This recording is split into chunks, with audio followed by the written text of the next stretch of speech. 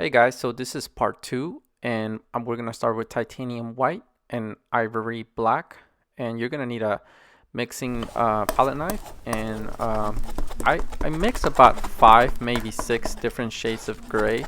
There's really not a particular color that I'm aiming for. Goal is to have about 6 shades of gray. I do add in the ends pure titanium white and pure ivory black, but I don't really use it. I use those to tone colors up and down, but nothing in real life is pure black or pure white. This painting that I'm doing does not have any pure white or pure black in it. So for this part, I'm just laying down a value and try to copy the value as best as you can. This is one of the reasons why I actually use the brown wash, because when you're painting on a white canvas, it's very hard to be able to tell apart the light shades of gray. So the brown actually helps you distinguish the correct value. Now we're getting to blending. Now blending is, in my experience, it works better when the brush is dry.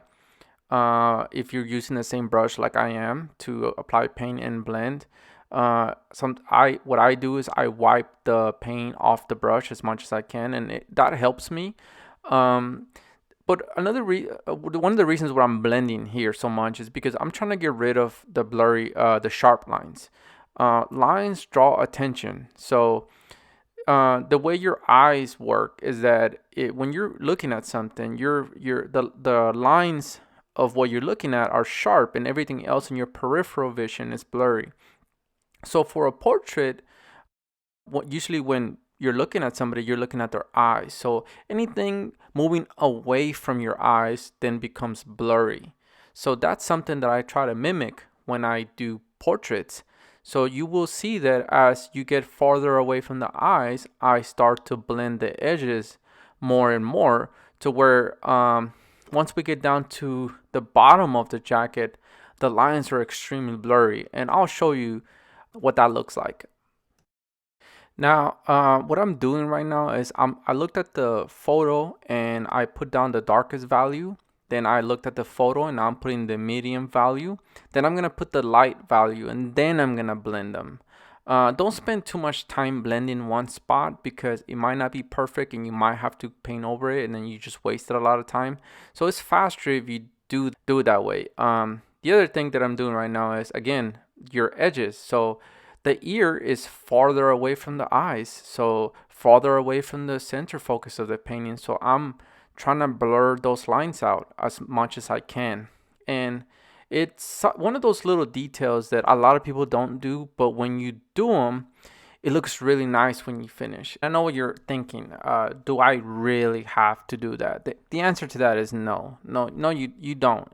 There's a lot of ways you can do an oil painting, but this is the way I do it, and it's the way that I feel that works for me. Same thing right here. I'm blurring out the edges.